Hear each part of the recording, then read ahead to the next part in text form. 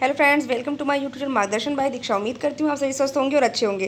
तो जीके की इस क्लास में आज मैं आपके सामने जो प्रश्न लेके आई हूँ उसमें पहला प्रश्न आपसे पूछता है, सम्राट अशोक के शिलालेखों को पढ़ने वाला प्रथम अंग्रेज कौन था। सम्राट अशोक के शिलालेखों को पढ़ने वाला प्रथम अंग्रेज कौन था? तो आपका उत्तर होगा James Prinsep. Next, Mahavir Swami ने जैन संघ की स्थापना कहाँ की थी। महावीर स्वामी ने जैन संघ की स्थापना कहाँ की थी? तो आपका उत्तर होगा पावापुरी में। नेक्स्ट, किस विदेशी दूत ने स्वयं को भागवत घोषित किया था। किस विदेशी दूत ने स्वयं को भागवत घोषित किया था? तो आपका उत्तर होगा हेलिओडोरस। हेलिओडोरस। तो आप सभी अगर हमारे चैनल पे नए हैं तो प्लीज़ हमारे चैनल को जो है लाइक और सब्सक्राइब जरूर करिएगा। चलिए आते हैं अपने चौथे प्रश्न पर। चौथा प्रश्न हमारे सामने जो है वो आपसे पूछता है, वैदिक कालीन लोगों ने सर्वप्रथम किस धातु का प्रयोग किया था। वैदिक कालीन लोगों ने सर्वप्रथम किस धातु का प्रयोग किया था? तो आपका उत्तर होगा तांबा। नेक्स्ट, किस वेद की रचना गद्य व पद दोनों में की गई है। किस वेद की रचना गद्य एवं पद दोनों में की गई है? तो आपका उत्तर होगा यजुर्वेद। नेक्स्ट प्रश्न आपसे पूछता है, किस व्यक्ति को बिना ताज का बादशाह कहा जाता था। किस व्यक्ति को बिना ताज का बादशाह कहा जाता था? तो आपका उत्तर होगा सुरेंद्र नाथ बनर्जी। नेक्स्ट प्रश्न आपकी स्क्रीन पर जो है वो आपसे ये पूछ रहा है, हड़प्पा काल में तांबे के रथ की खोज किस स्थान से हुई थी। हड़प्पा काल में तांबे के रथ की खोज किस स्थान से हुई थी? तो आपका उत्तर होगा दैमाबाद। दैमाबाद कहाँ पड़ता है? आपके महाराष्ट्र में। नेक्स्ट, महावीर स्वामी यति कब कहलाए। महावीर स्वामी यति कब कहलाए? तो आपका उत्तर होगा घर त्यागने के बाद। नवा प्रश्न आपकी स्क्रीन पे जो है वो आपसे ये पूछ रहा है, मोहनजोदड़ो के स्नानागार के पश्चिम में स्थित स्तूप का निर्माण किसने कराया था। मोहनजोदड़ो के स्नानागार के पश्चिम में स्थित स्तूप का निर्माण किसने करवाया था? तो वह किसने करवाया था, अर्थात मतलब किस काल में हुआ था? कुषाण काल में। नेक्स्ट, हड़प्पा सभ्यता के पुरा स्थलों को सिंध बाग या मृतकों का टीला कहा गया। हड़प्पा सभ्यता के किस पुरा स्थल को सिंध का बाग या मृतकों का टीला कहा गया? तो किसको कहा गया था? मोहनजोदड़ो को। नेक्स्ट, कौन सा सूफी संत था जिसने अपने आप को अनल हक घोषित किया। कौन सा सूफी संत था जिसने अपने आप को अनल हक घोषित किया? तो कौन था? Mansoor haulage. Mansoor haulage.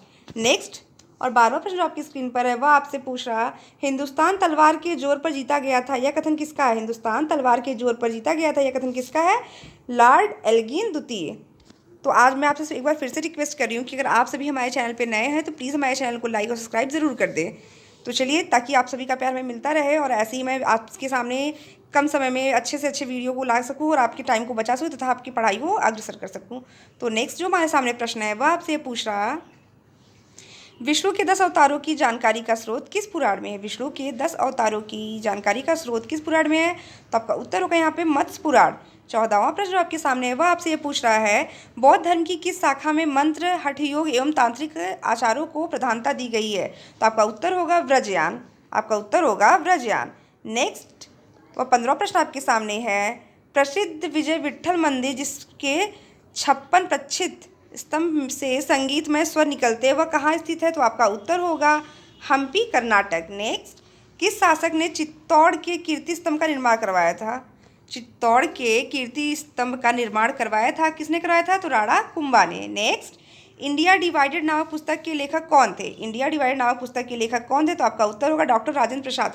Doctor Rajendra Prasad स्वतंत्र भारत के प्रथम राष्ट्रपति भी थे। नेक्स्ट, शेर शाह के बाद अकबर से पहले दिल्ली पर राज करने वाला हिंदू राजा कौन था या उनका नाम क्या था? तो आपका जो उत्तर होगा वो होगा आपका हेमू।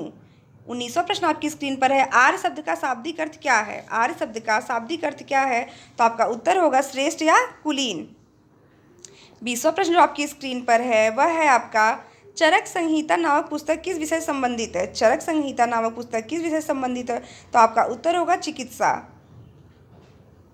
नेक्स्ट प्रश्न आपसे पूछता है, गुप्तकालीन शासक में नगर के मुख्य अधिकारी को क्या कहा जाता था। गुप्तकालीन शासन में नगर के मुख्य अधिकारी को क्या कहा जाता था? तो आपका उत्तर होगा पुरपाल। पुरपाल। 22वां प्रश्न जो आपकी स्क्रीन पर है वह आपसे यह पूछ रहा है, किस राष्ट्रकूट शासक ने एलोरा के पर्वतों को काटकर प्रसिद्ध कैलाश मंदिर का निर्माण कराया। एलोरा की पर्वतों को काटकर प्रसिद्ध कैलाश मंदिर का निर्माण कराया था, किसने कराया था? कृष्ण प्रथम ने। नेक्स्ट प्रश्न आपके सामने है, किस मुगल सम्राट को विक्रमादित्य के नाम से जाना जाता था। किस मुगल सम्राट को विक्रमादित्य के नाम से जाना जाता था? तो वह कौन थे? चंद्रगुप्त द्वितीय। नेक्स्ट, गुप्तकालीन सोने की मुद्रा को कहा जाता था। गुप्तकालीन सोने की मुद्रा को क्या कहा जाता था? तो दिनार।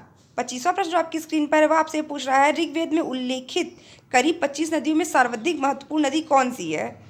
तो ऋग्वेद में उल्लेखित जो 25 नदियां हैं उसमें सबसे महत्वपूर्ण नदी किसी को मानी गई तो वो कौन सी है? सरस्वती नदी।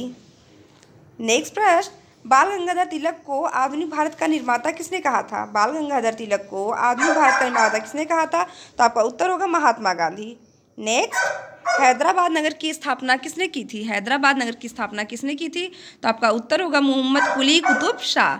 नेक्स्ट प्रश्न आपसे पूछता है, ऋग्वैदिक आर्यों की भाषा क्या थी? ऋग्वैदिक आर्यों की भाषा क्या थी? तो आपका उत्तर होगा यहाँ पे संस्कृत।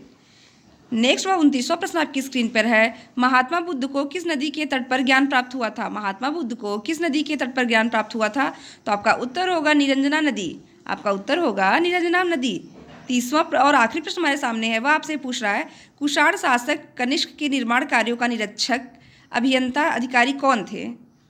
कुषाण शासक कनिष्क के निर्माण कार्यों का निरीक्षक या अभियंता अधिकारी कौन थे? तो आपका उत्तर क्या होगा? आगे सिलोश।